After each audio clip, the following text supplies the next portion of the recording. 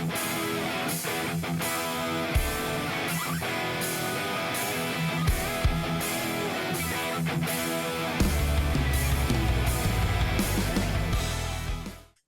welcome back to the Ultra Running Guys. You got Jeremy Reynolds and Jeff Winchester of the Ultra Running Guys. And the reason that we're here is to help you take your next step in your ultra running journey. But part of figuring out that next step is what in the heck do you sign up for? And so we decided that we're going to start doing these race spotlight series. They've been an absolute blast. And we figured who better to learn about a race than the race directors themselves. So Jeff, tell us what we are getting into tonight. So tonight we are going to be talking about one heck of a monster of a race. And I'm excited to talk about it. And so I'm going to practice this name at least one time and try not to mess it up too bad. But we're going to be talking about the Mogollon Monster, the Mogollon Monster, the Mogollon Monster, the Mogollon Monster, whatever you'd like to call it. Our guest tonight will help us pronounce that correctly. I'm hoping for. Anyway, the Mogollon Monster 100 is located in eastern Arizona along the Mogollon Rim. The race climbs the rim on 6 separate locations, spending a lot of miles along the rim, on top of the rim, going up and down the rim with descents and climbs that can go anywhere between 35 to 40% grade. Whew. Elevation gain for the race is about 18,000 feet, with the entirety of the race hanging out between 5,200 and up to 8,000 feet of elevation the entire time. It's pretty legit. So it's a little bit of altitude for you to hang out with as you go through it. The course is considered to be rugged and very technical. So you ready? Yep. I'm ready too. Let's talk to the race director tonight, Mr. Noah Dougherty. Nice to meet you, Noah. Welcome to the show, man. Appreciate it. Well, look, we're super excited. This race has come up actually a few times in our discussions, but one specific time we had Ashley Durston, who was a podium for you guys in 2022. And so we got to learn a little bit about it. I've got big ties to Arizona, and so seeing some of the footage was super cool.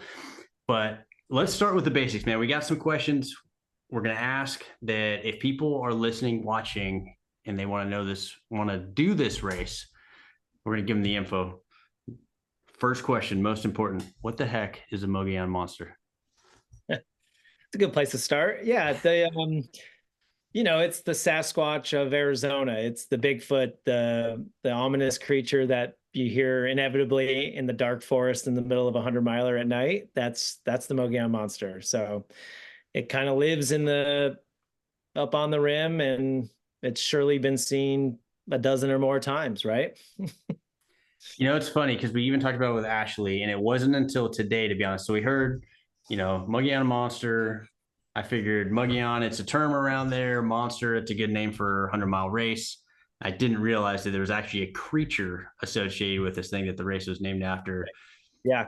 Which is pretty cool. Well, it was like a combo, right? It was like the Mogollon Monster, and the race was dubbed to be a monstrous race is kind of how it came about. So it was like, oh, this kind of fits perfect, Yeah. Well, I personally have hallucinated many times in a race, particularly in a 100-miler. And so I can imagine you see all kinds of things. Well, and we're going to talk about it because one of the things, and we talked about this, so I'll say this race is part of the Aravaipa family. We had Jamil on talking about Cocodona. And when we talk about Cocodona, just all the different parts of Arizona, because I think a lot of times people think Arizona, kind of some of the low, hot desert, right? But there's definitely a whole lot more. And this race, I think, really spotlights. So when we talk about a Bigfoot, you're like, how is Bigfoot in the desert? Well, he's not, right? So I think we're going to get into some of the great things about this. But before we do that, let's ask this, man. What is your favorite thing about this race? I think most of the time, a lot of people finish this race and they cross the finish line with that look like, what the hell did you just put me through? Like, this is insane. And that was the hardest thing I've ever done. And that actually, they had a video that came out about it. You might have seen it. It's called The Hardest Thing. We put it on our website, but because I think that's like such a special thing for people to experience, where it's like, never thought I could do something this hard. I just accomplished it. And for me, it's like, hey, now you have a new hardest thing. Like, you never thought you could do something, and now you just accomplished something harder. Now you've just leveled up, and now you have a harder thing. So I love when people cross the finish line and they look at you like, you son of and they're like, that was the hardest thing I've ever done. That's probably like my favorite thing, is to stand at the finish line and see that all come, what it's like when you cross the finish line, it all kind of like you drop it because you can like put down the front and you're like, okay, I did it, I'm done, you know? So that's pretty cool. So let's kind of go back just a little bit. You touched on something that we talked about before the show is that, you know, we were talking about the race and being in Arizona, and I'm not from the area. And so my immediate impression is it's like desert, it's like wasteland, it's, you know, a lot of rock, and it's not a lot of anything other than rock. But how do you describe what this area really is like? The area is so diverse is what we really love about it, where when you're at, you know, below the rim, there's the Highline Trail. It's a national recreation trail. It spans about, now it's like almost 60 miles, it's like 58 miles. And it has like a mix of red rock and manzanita. And you're just have this huge, they call it an escarpment, essentially, the Mogollon Rim, because it's so steep. And so you have all this below, and it's still kind of hot down there. And there's catclaw and like super rocky. And then you go to the top. And I think this is where my brother and I fell in love, because we did this big loop. There's a couple really good loops called the Cabin Loop. And it's like nothing like I've ever seen in Arizona. So you're running through tall ponderosas, and then you're going through fern forests that are up to your chest. And you're like, where in God's name are we? This is insane. Look, creeks everywhere and big canyons, climbs and ups and downs. And we were like, this is incredible. So I think that's what makes the Mogollon Rim special, is it combines all of that in like such a short span. It's just unique. You don't see that a lot out west. It's a little more common, I feel like, because elevations are, you know, they rise pretty quick. But coming from Vermont, it was like, you can't have such diverse areas in such a small span, you know? That's cool. Yeah. And I'll say to anybody that's listening or watching, you guys have a video. I believe it's both on your website. It's also for sure on the Ultra sign up. Go look at that. And when you see the Ponderosa Pine, so family in Prescott, and so I just kind of grew up going to the Ponderosas out there. It's about 5,000 feet, and it, like I said, it's so different. It's so pretty, and that video really displays the different types of terrain. So, you know, if you're having a hard time picture it, go watch some of that stuff, and I think you're going to be, you know, pretty surprised about what Arizona has to offer. So, all right. The race has been around quite a bit, though, or for quite a while. Give us a quick kind of rundown on the history, how long it's been around, and how you guys got to where you are today. Sure. Yeah. First year was 2012. My brother, like I said, we had gone up on the rim a couple times, and he was definitely the driving force and the guy that made it all happen in the first year. He worked with this guy, Jeff Jones, who was a local Arizona guy, and he knew the rim really well. So he helped Jeremy kind of connect, like, here's a great trail up the rim, but the only way to connect that is to go on this forest road and stuff like that. So that was 2012. Jeremy and I ran it together with our families as we were like having infants and small toddlers. It got like pretty crazy. And we worked in hotels at the time. And we would just recruit like the front desk agents and our bellmen and valets to come volunteer all weekend. But so we had it till 2015 or 20, and then after 2015, we basically were like, we got to stop this. Like, it's too crazy. Like, between the three of us, between us two, we had 5 kids under 5. It was like full-time job. He was like moving up in the hotel industry. Anyway, and Jamil, who owns Aravaipa, had run the inaugural with us and won it. And he's like, well, you can't kill this race. It's like, are you kidding me? Like, it's like the only iconic 100-miler in Arizona at the time, you know, like mountain 100-miler. And so he's like, I'll take it over. Whatever you guys need, we'll work on it, and you guys can step in with us and whatever. And that was, I think, 2016. And then, you know, we've had many iterations of the course. Just there's flooding and washouts and forest fires. And then, so that was originally a 106-mile course. Then it was a 100-mile course when Jamil took it over. And in that, from 2016 to 2021, I think we had probably like 4 out of the 5 years was a different course, like some sort of reroute we had to do because of whatever.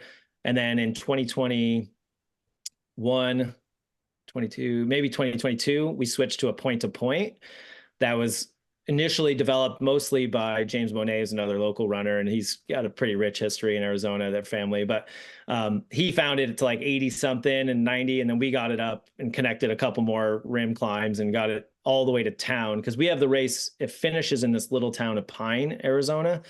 And we haven't finished like at the community center in town. So that's kind of how it all now. So now it's a point to point, I guess, is to answer your long-winded question there. But and it starts, 100 miles east. It's incredible that it's point to point. Yeah. I don't think I picked that up on that. I mean, I saw the course like layout and everything, and I saw the point to point, but I did not like register. It's a point to point 100 miler, which is incredible. It's pretty awesome. Yeah. Well, there's two big things I got from that. Jamil won the first year, and your brother has an awesome name. I also picked up on those two things as well. Definitely. But it's Jeff. Negative. All right. All right, man. So let's get into some. We've been talking about what we like, kind of the history. Let's get into some of the tactical stuff. And I guess this isn't necessarily a technical question, but what is it about Mogollon? I'm gonna do that all night. What is it about that you think that keeps people coming back? Because one thing I will say is when I watch that video, it really looks like a tight community, and it looks like the people around there, like that's something they really look forward to.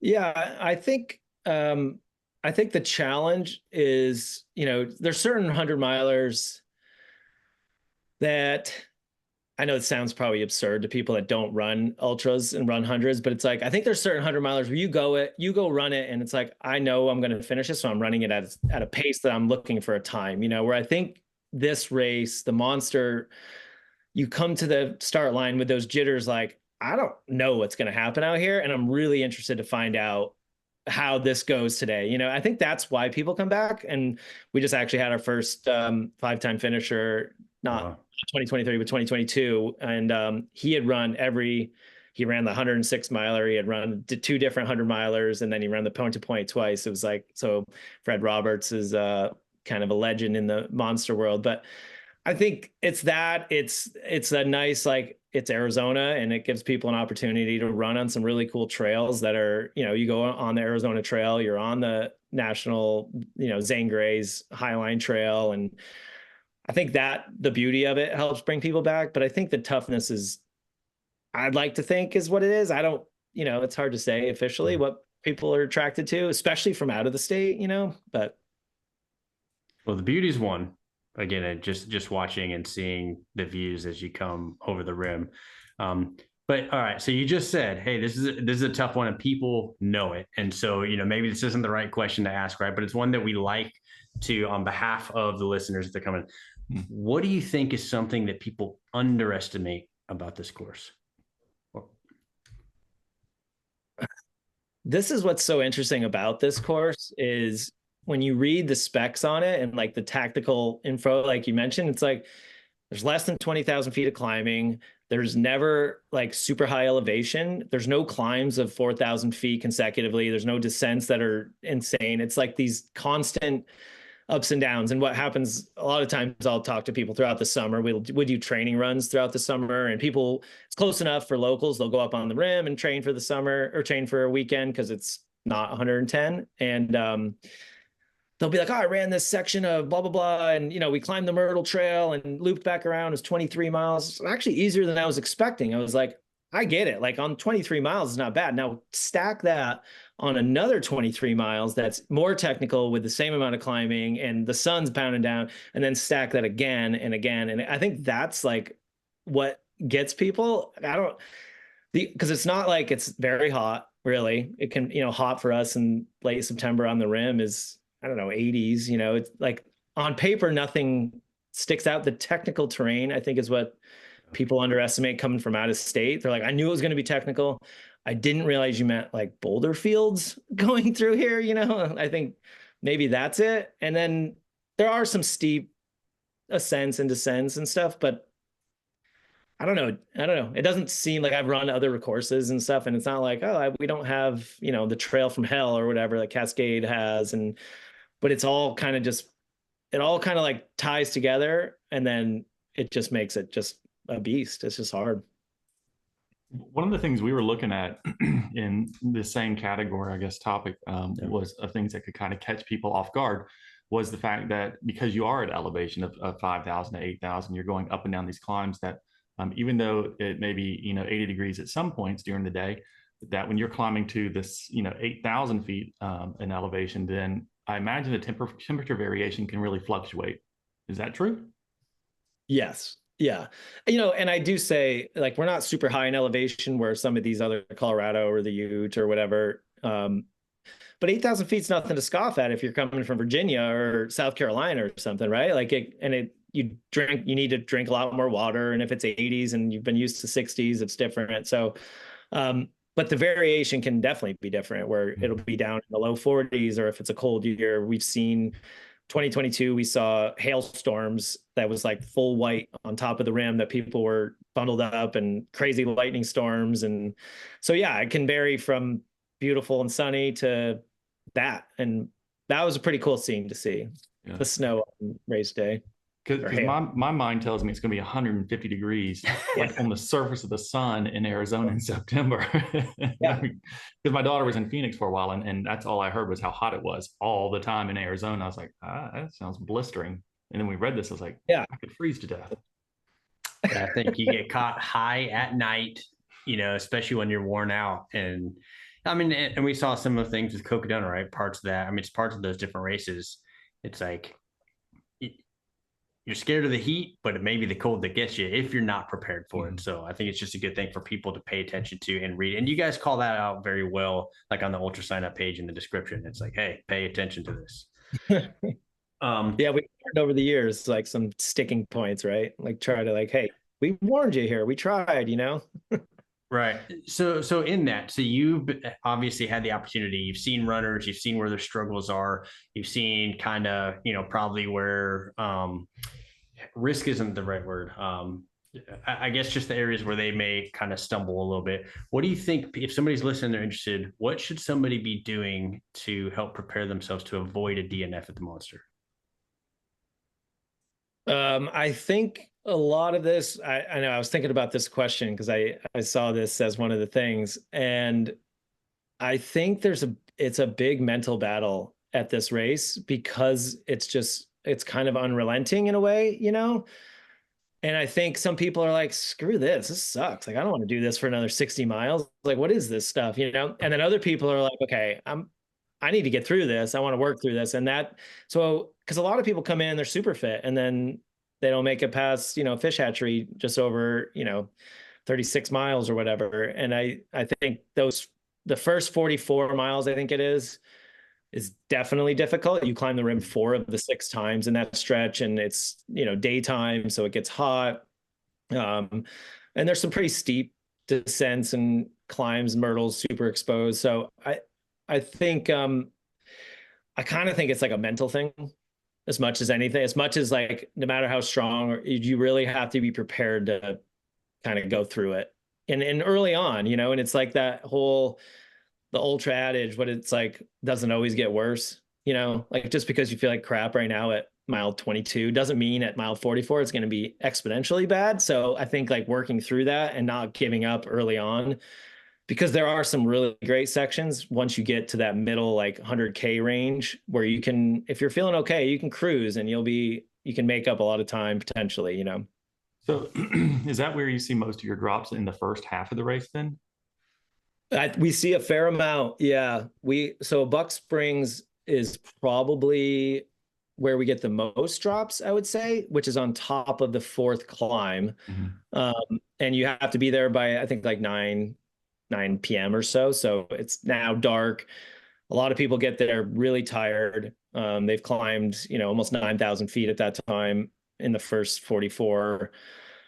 And I think they're like, man, I got to go through the dark now. And, but that stretch for sure, fish hatchery right before the 4th climb to Myrtle, and then Buck Springs. And then, for a while there was a stretch, this is a different course, but we would get runners to say like 78 or so. And if you made it that far, you were like 90 something % chance you're going to finish. It was like, if you just make it to, more than 3/4, statistically speaking, people would finish. It was kind of an interesting thing where it's like still 2 climbs ago. And so, yeah, I don't know. It's kind of an interesting thing, how it works and how the race stacks up. And I don't know. I feel like I'm speaking and scaring everybody that would think running this race. No. Actually, this part of the conversation is one of the things that we've had in some of the other discussions we've had when we spotlighted other races. And I have found that hearing from the race director the area that is the highest risk or highest area of drop really helps inform runners of how to mentally get their game together, that they should know it's going to be tough. And the race director is telling you, if you get through this, you may prove it's still going to be challenging. I mean, it's still 100 miles, right? You still have another 60 something to go, but this is going to be where you're going to question your sanity and whether or not you think you should move on. And that's really good for people to hear, because it's not like they're going to go into it completely surprised. Now, if you look at a website and you see the different descriptions, you don't see a race director saying, hey, let me put a little arrow on the top of this particular aid station and tells you when you get to this climb, you're going to want to like shoot me. But instead, you get to hear it here. And so don't second guess what you're saying, because that's exactly what runners want to hear. And they get a better understanding of what to expect. And so I think it's great information. I think it's very valuable for them to hear. Cool. Yeah. Go ahead. Sorry. I was just going to say, you know, and I think too, and that's why we do this, try to highlight different races, because there's going to be different people that are attracted to different types of challenges, right? Some want to know exactly what they're getting into, and they kind of want to be tactical about it and really plan. And some want that feeling that you talked about before of like, whew, all right, I know this is going to be a tough day. I'm kind of nervous about it. You know, this isn't a sure thing. And I think that's really where people are, you know, that this is the kind of race that's going to attract those people. Mm-hmm. And that's very exciting for people. However, the two things that I really got from that is, one, probably temper expectations, right? Because if most people are saying, you said it's gonna be hard, or you said it'd be technical, but I didn't know it was gonna be quite this. So, okay, just be open to kind of what you get. And you guys actually had something in the video that said, take what the mountain gives you. Take what the mountain gives you. Right. And I thought that we talked about that. It's such a good line, because it's like, you can't control that. So, hey, just whatever's coming at you, do it. But then two, I fully agree. A lot of times we're just projecting, oh my gosh, I can't believe X more hours and miles of this. But if I know that really my chances get way better after 40 something miles, and they get exponentially better after 70 something miles, that gives me, you know, hearing hope. That. Yeah. We call that hope. So I think it's great information. Yeah.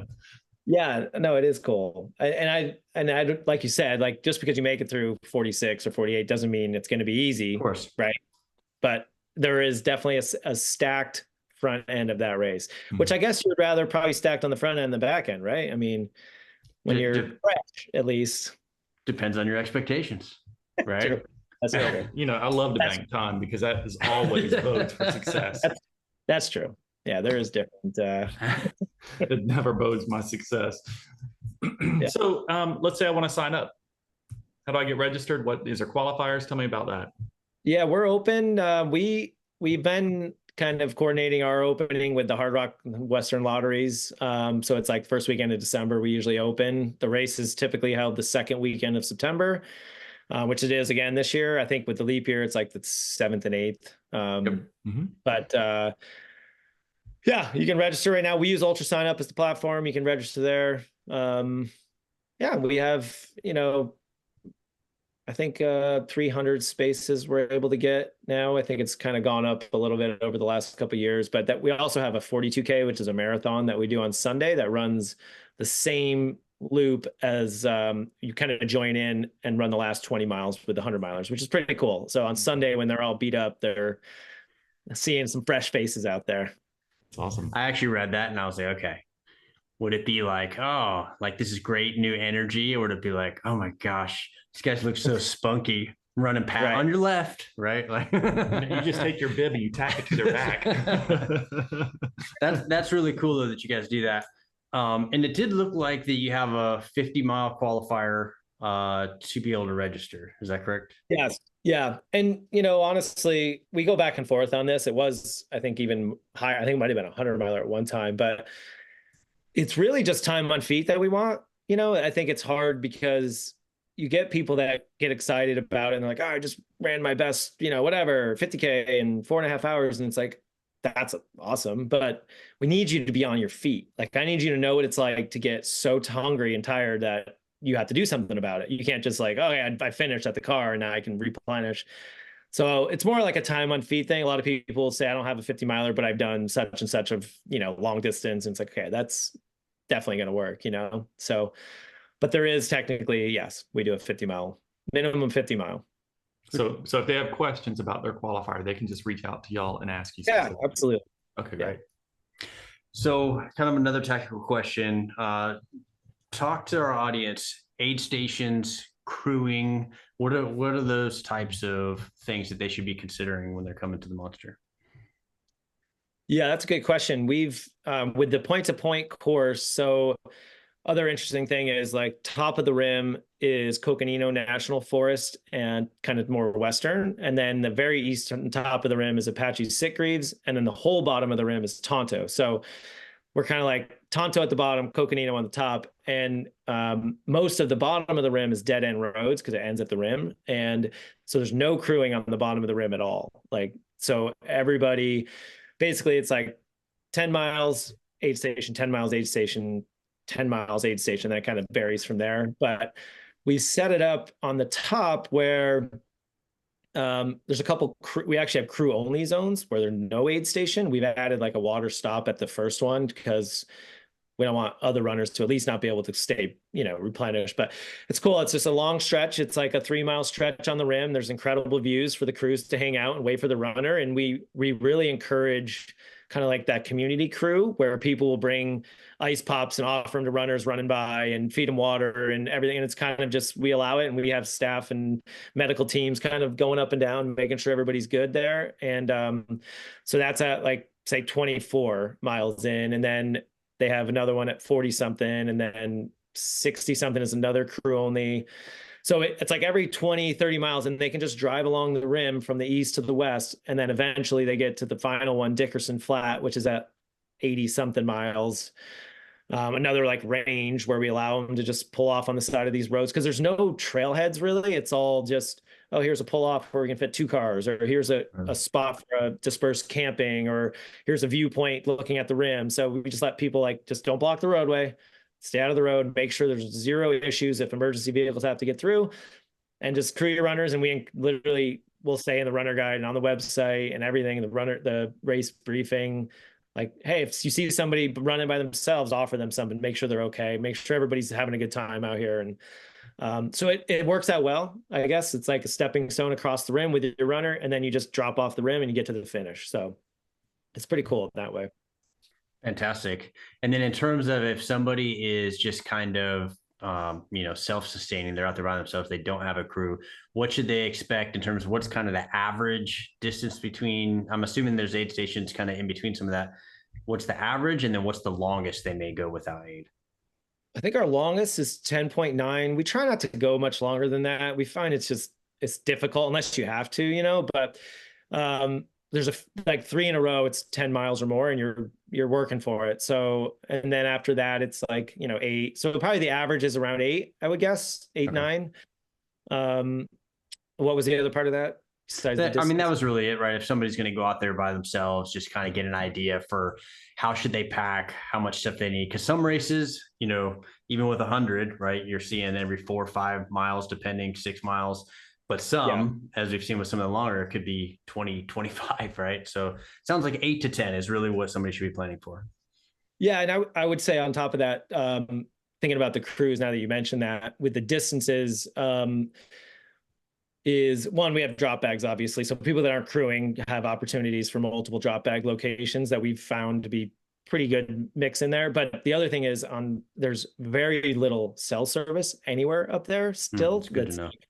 Very difficult. And the highest point is actually at the tip of the rim. So the rim like comes up, and then at the farther away from the rim you go on the top, it actually goes down in elevation a little bit. So the best cell service is right on Rim Road, and there's a road that goes the entire length of the rim, Forest Road 300, and that's where we kind of encourage crews to just hang out there, because then if something happens to their runner, they can get a hold of them, or they can, like, the runner can get a hold of the crew, because we run into issues with that where they're waiting at a crew zone, there's no service, and then they're like, oh, my runner dropped, and which is a good segue for Starlink, I have to say, has been like an unbelievable addition to our races.